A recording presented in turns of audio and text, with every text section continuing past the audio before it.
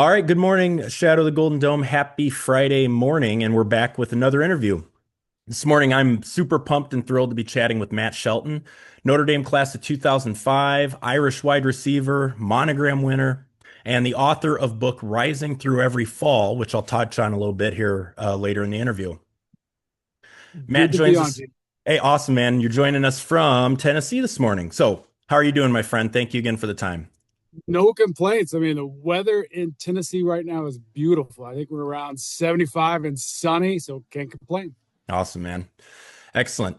All right, well, we'll kick this off like I always do, particularly with former players. So, you grew up in Tennessee, multi-sport star, and you ended up picking Notre Dame over Tennessee and I believe some other schools, despite ended up playing elite college football despite an ACL tear in high school. So, let's touch on that for a second. What drew you to South Bend, and how did that recruiting process unfold?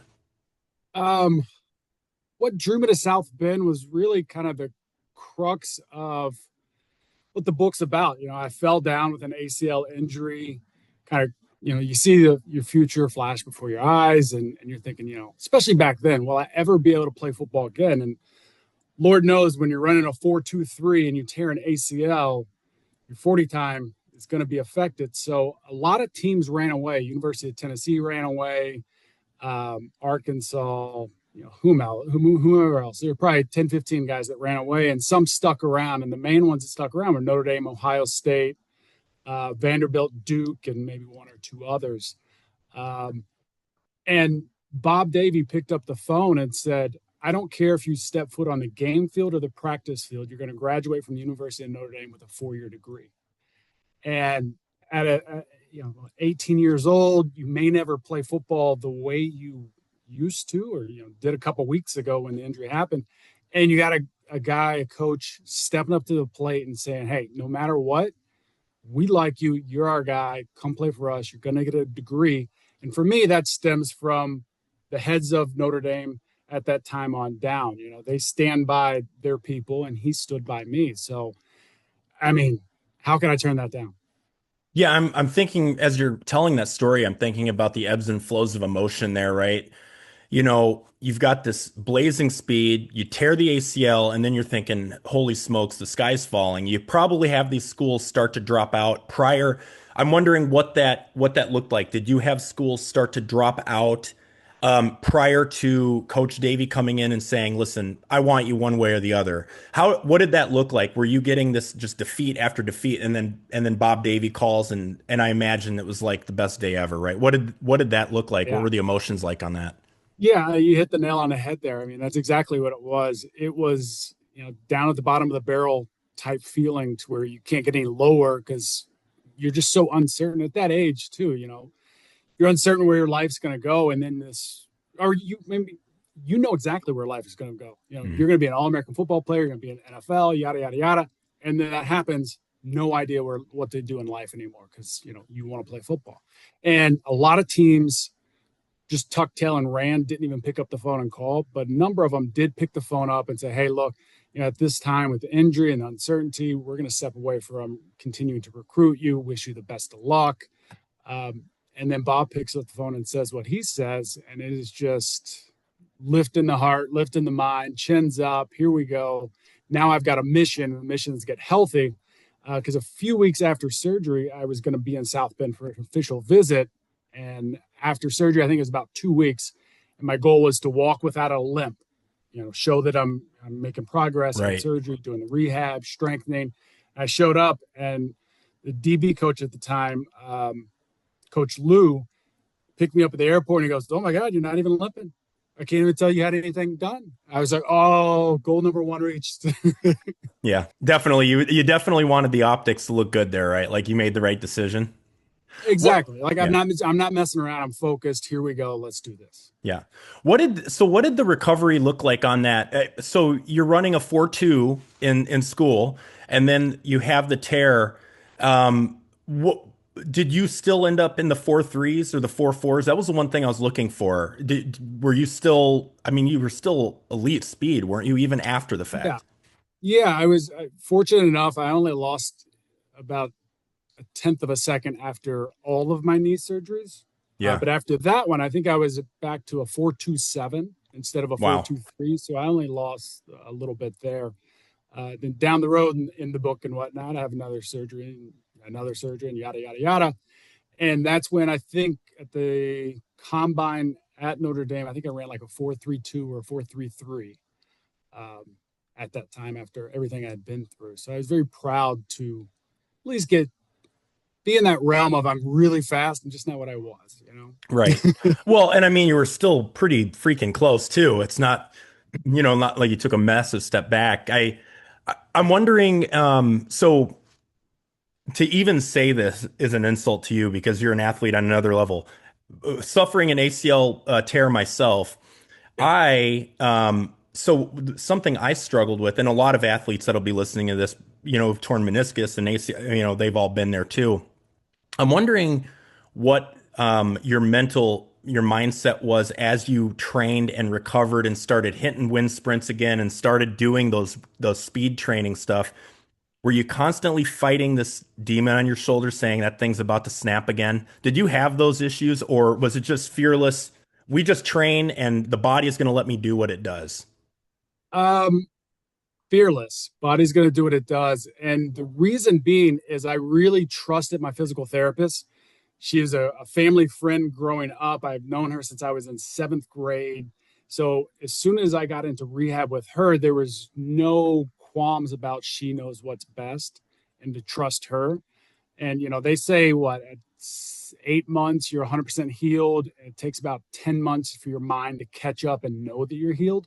So she tells me that from day one. So I understand what to expect. And you just find those little goals. She always made little games in it to where it was fun and she had, steps to achieve and get there. So I never was hesitant. I think she put me to tears a number of times Oh yeah. because, we weren't messing around.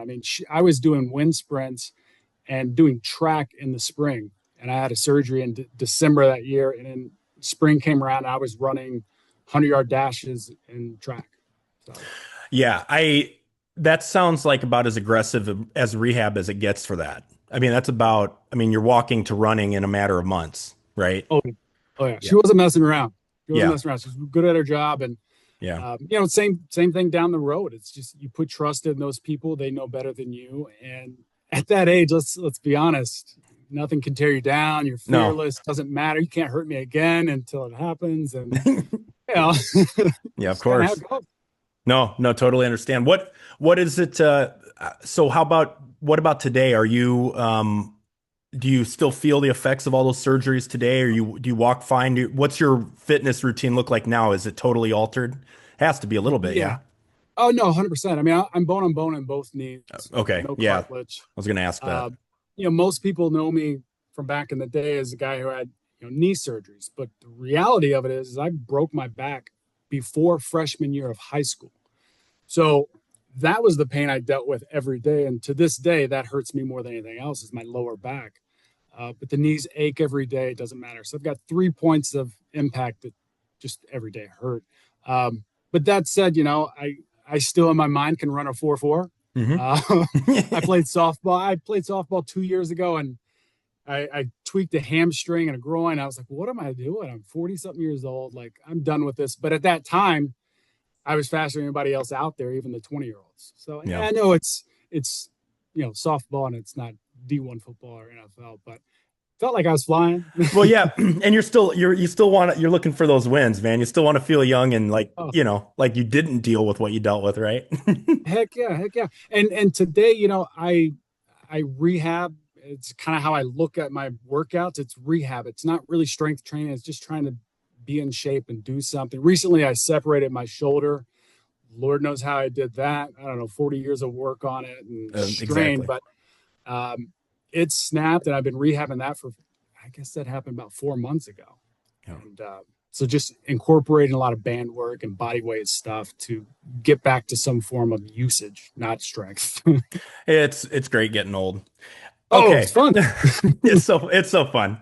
Okay, so we're talking about it already, and I like I said off the air before we went live, I don't want to do too deep a dive here because you cover everything that we're talking about in your book, Rising Through Every Fall.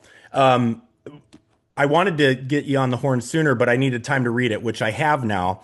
Loved it. I can relate in my own way because I went through the same kind of injury, not multiple times, but I could Yeah. kind of relate in the mental struggles you went through, minus the whole playing football for Notre Dame. Can't relate there.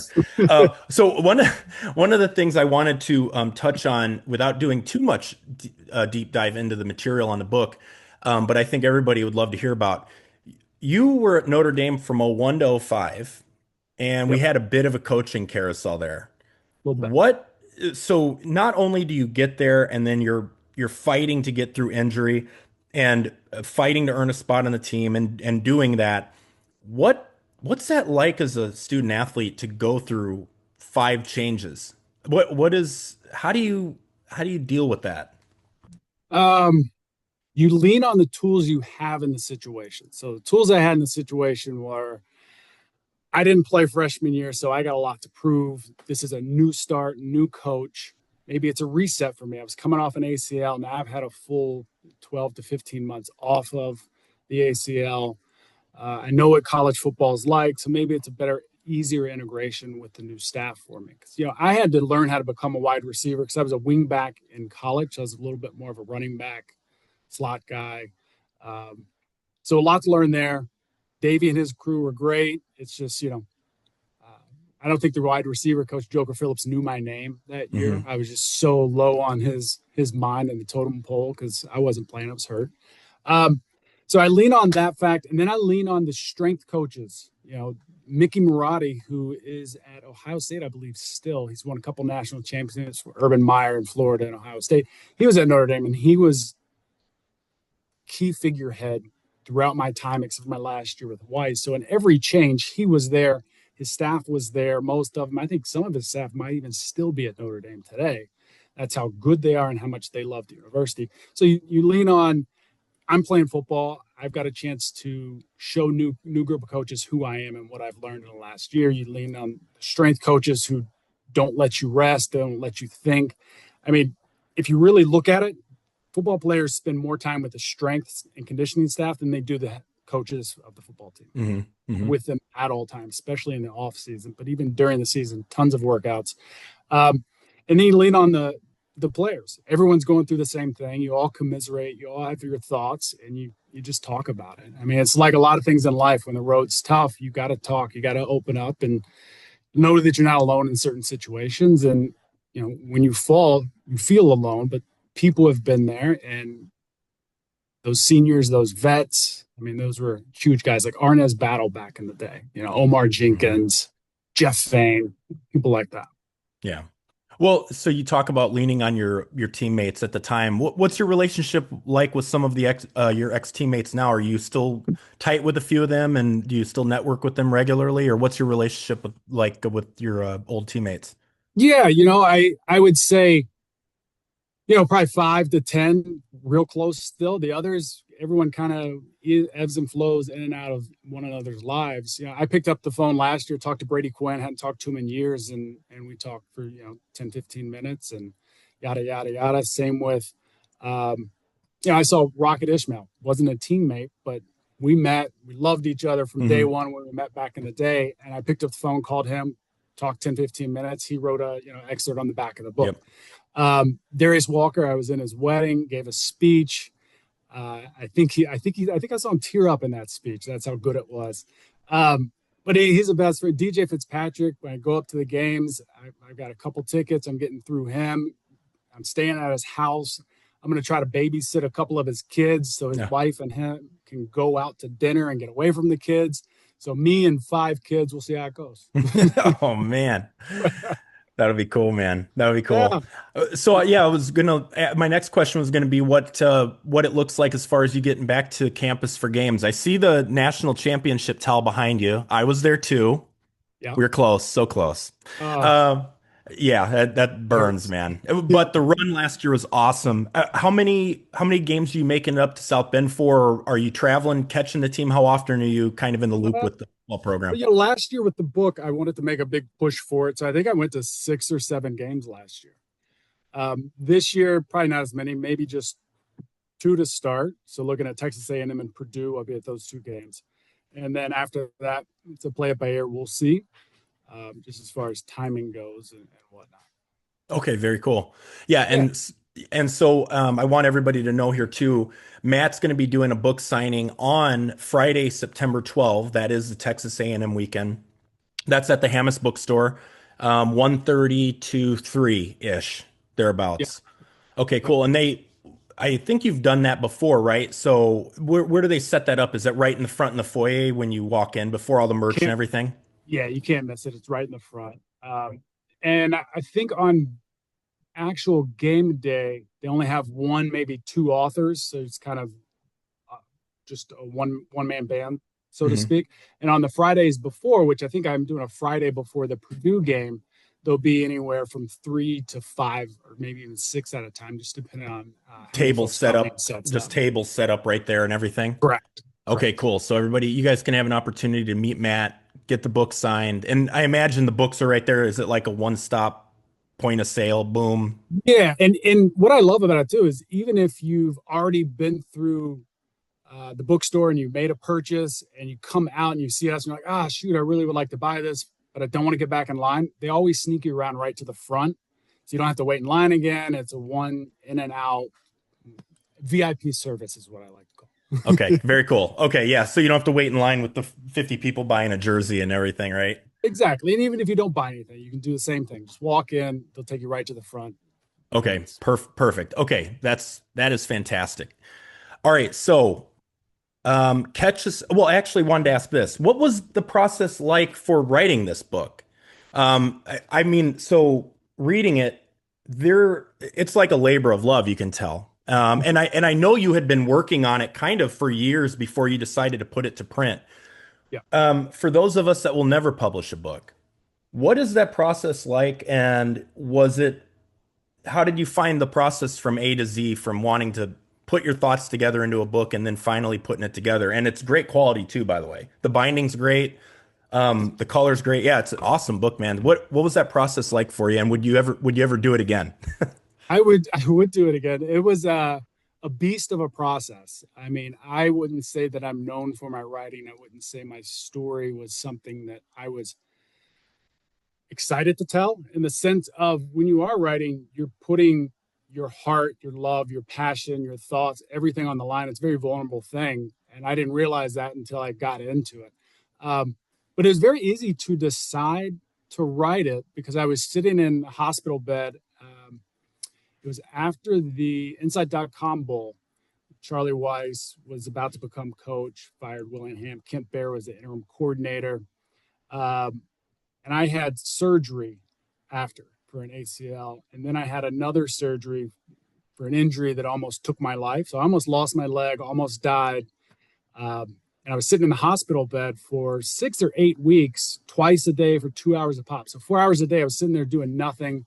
My girlfriend at the time, she's like, all right, well, we're canceling our spring break to Cancun because you can't even get out of bed and do anything. I was like, no, you go, I'll be fine. So I'm sitting there all by myself, 4 hours a day, nothing to do. And I'm sitting there looking back at my life as you do, when you have a near death experience and you start realizing, life matters and, what have I done with it so far? And to that point, I realized, well, heck, I played football at the University of Notre Dame.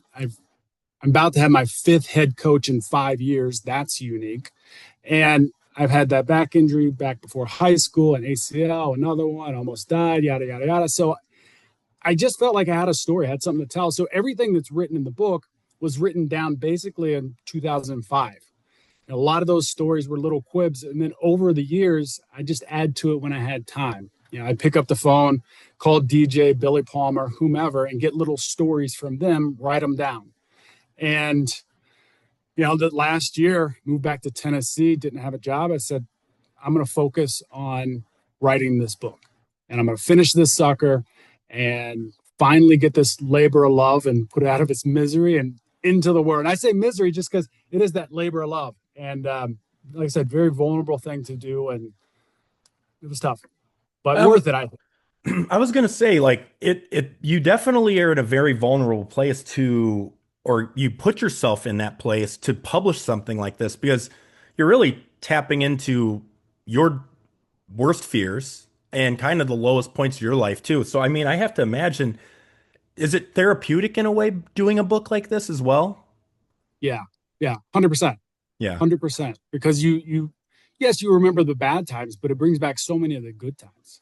I can't sit here and say that I didn't try to quit football and leave Notre Dame every single day for the first 6 months I was there. That's how difficult it was. Yeah. But running out of the tunnel for the first time, I still get goosebumps today when I watch it on TV and I see him run out of tunnel. Because I know that feeling. And it makes everything you've been through it worth it. And there are moments in everyone's life that make life worth it. And you can't harp on the past. You can't harp on the bad. You got to find the light through the trees, through the forest, and, harp on the good stuff. And that's what the book allowed me to do at the end of the day. And, I'm proud of it. Could it be better? Sure. I'm not J.K. Rowling's, I'm not, I'm not, I Yeah. haven't written, 10 books. It's my first stab at it. I think it's great. I loved it, enjoyed it. And hopefully down the road, there's another story to tell.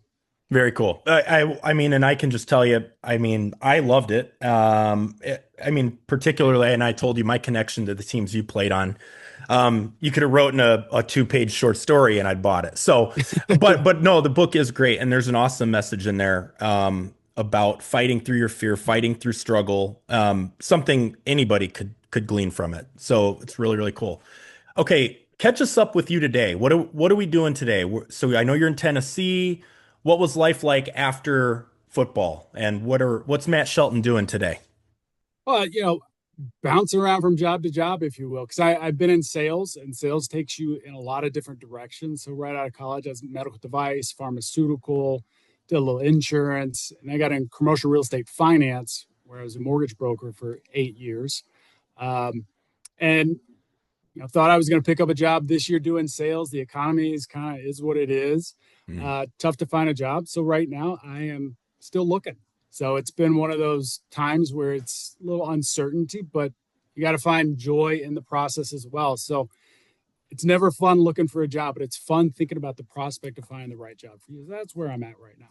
Are you able to lean on some of the Notre Dame networking to try and open up some avenues as well? Are you able to kind of chat with people you knew or through that business Oh network? yeah. As I would say, and the commercial real estate job and another job out in LA, like it was through the network of Notre Dame, which is huge. And same thing here. I've reached out to some, got to follow up with some, stay in touch with some. Some people can help, some can't. And at the end of the day, it doesn't matter if they can or can't, because you're making a new connection. And hopefully I'll see them at a game watch in Nashville or Knoxville soon. right? No, exactly. Very cool, Yeah. man. Very cool. Let's talk a little bit about the Irish today. I just want to, as a player, I want to get your thoughts. What do you think about the program under Marcus Freeman? Obviously, last year's run was magical and close to really, really magical. Yeah.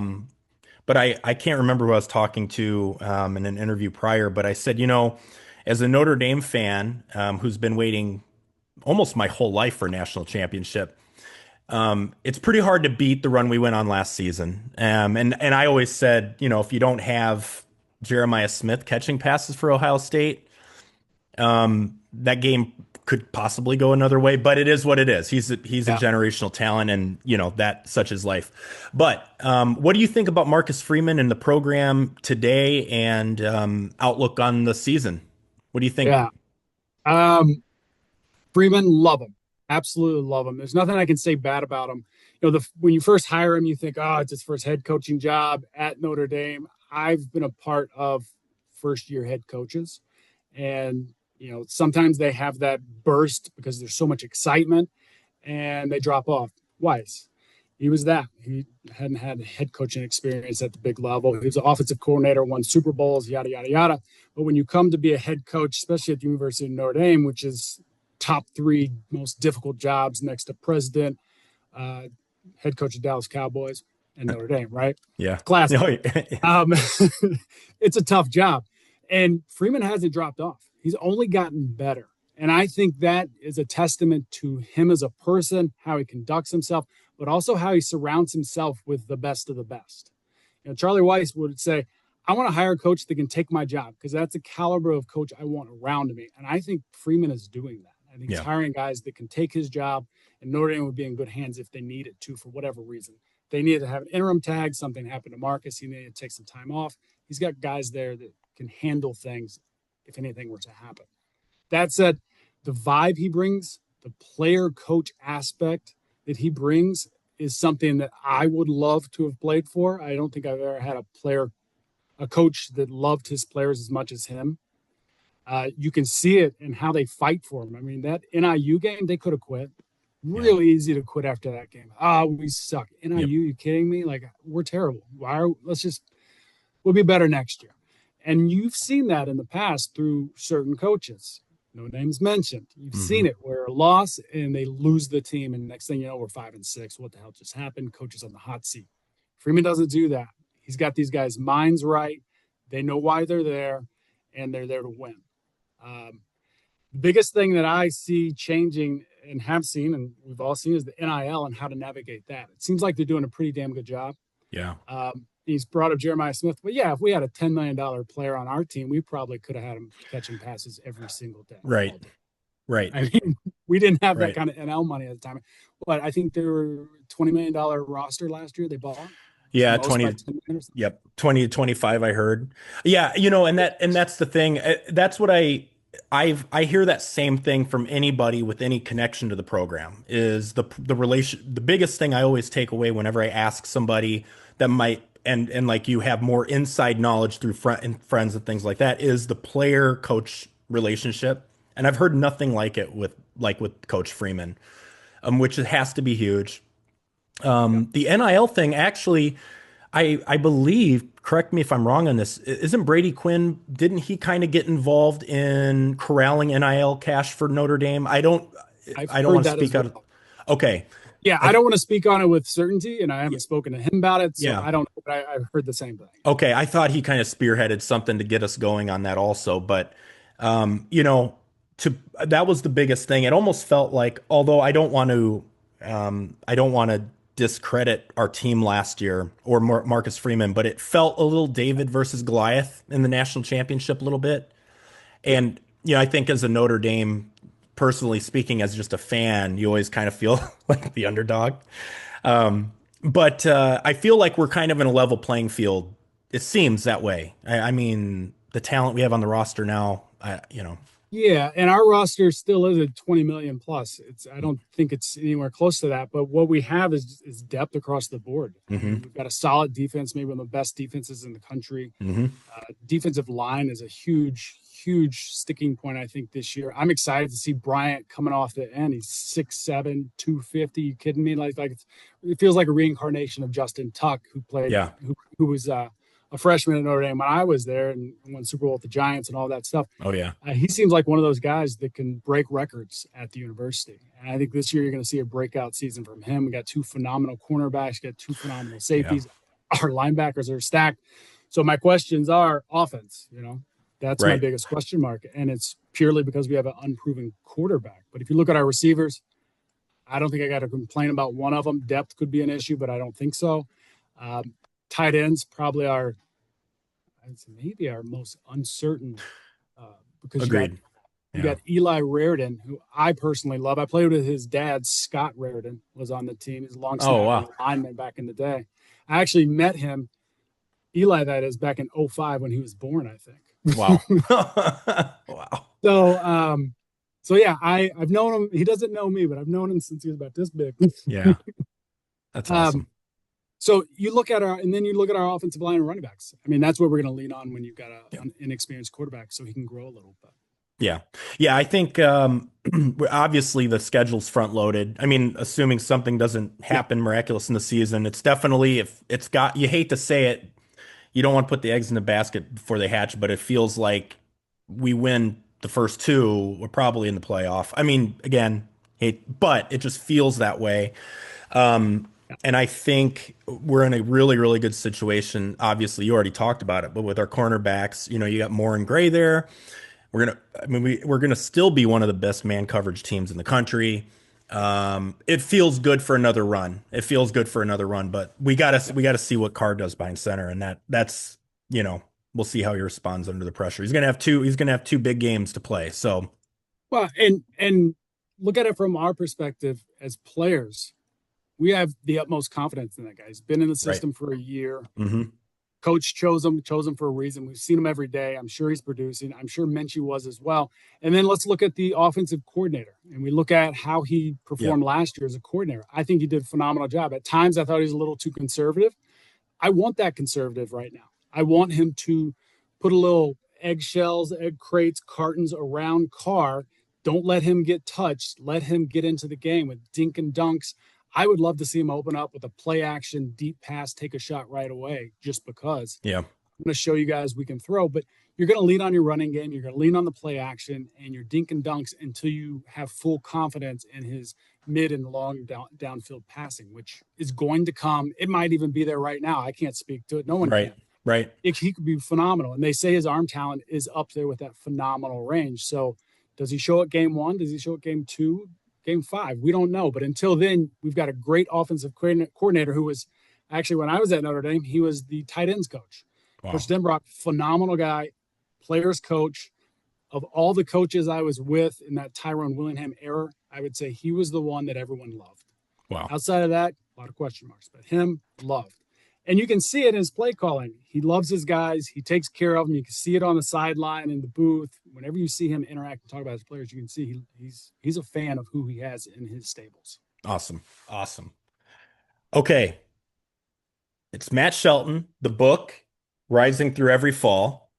Thank you for being here. I got a little lightning round I want to put you through, and I'm gonna get you out of here. Uh-oh.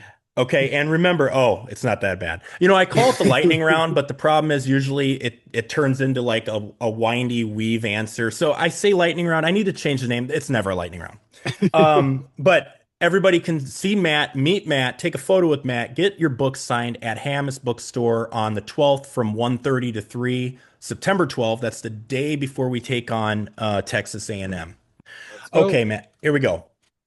What is your favorite spot on campus? The stadium.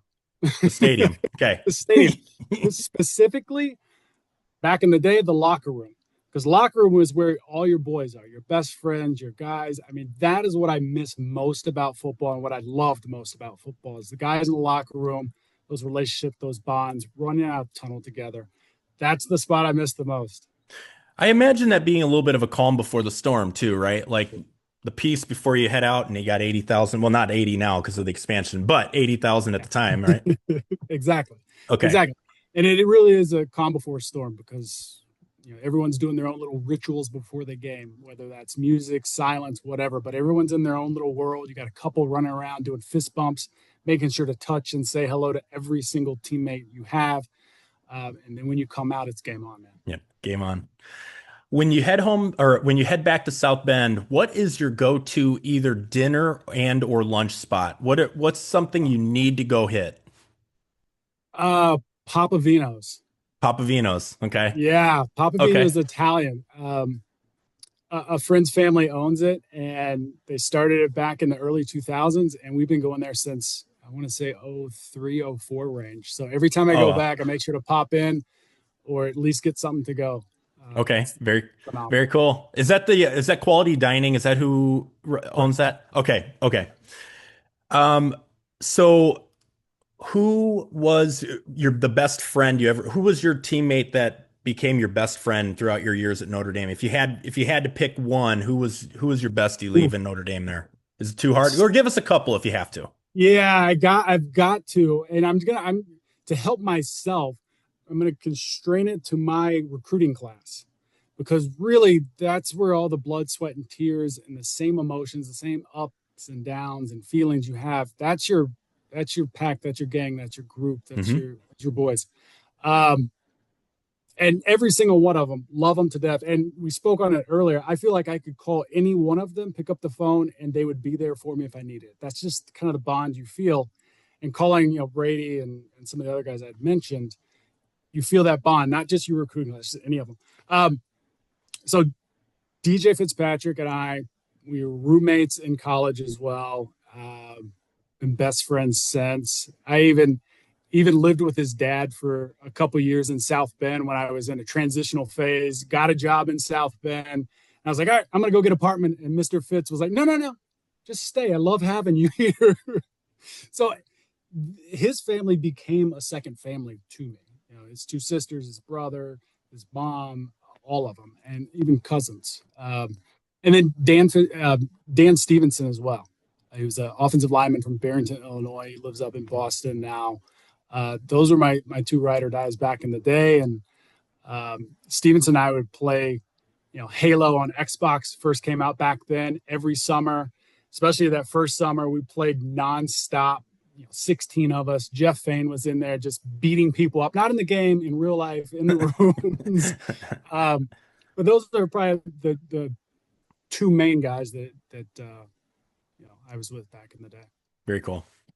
All right, so you say your favorite spot on campus was the stadium.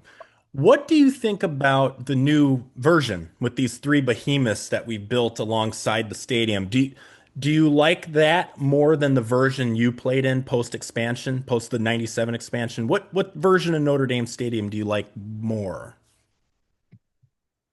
I Tough question.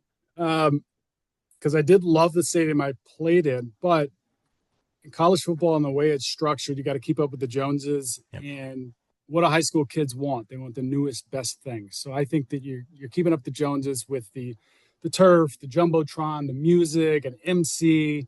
You're doing a lot of things that those guys want to see. And I know a lot of the older fans at Notre Dame have disliked some of the things and probably Yeah. given up some of the tickets. But I think at the end of the day, the university's doing it the right way, even with the new logo that they came out with, Right. football specific. I love it. Yeah. Some people are I do going to too. hate it. The leprechaun fighter guy, that's top of the Christmas tree. He's the best one. He's every year, all year, every day. That's our guy. But underneath, you're going to have the other ornaments that we bring out for occasions, and I'm cool with Yeah. that. Yeah, and I think actually speaking of the new Leprechaun, I think the fan base it's lost on them that they're keeping the original, but like each sport gets their own variation, and I think there's some out there that think they're getting rid of the OG. They Right, aren't. right. Yeah, I love it also. I think it's really Well, cool. I mean, look at Cracker Barrel. You can't change your logo. Ex Enough said. exactly. Whiplash City right there, man. No, I know. I know. I was following that. That was funny. Oh yeah. Um, okay, so what about throughout your playing career, what was the coolest stadium you ever played in? Um, Probably University of Tennessee. It's a little bit, it's my home state. I grew up outside of Memphis. I grew up disliking University of Tennessee because Hmm. they were 7 hours away. Uh, they'd always beat us in basketball. They usually beat us in football, so they just always beat us. And I grew up a Memphis fan back in the day. And then, it was back in the day, 110,000 screaming fans in bright, ugly orange. And the stadium goes straight up and down, so the sound reverberates. I think it was the loudest stadium I ever played in. And God, opening kickoff there, I almost died that day. So Yeah. I remember it very fondly. Okay, we'll end it here. One word or phrase to describe your relationship with Notre Dame.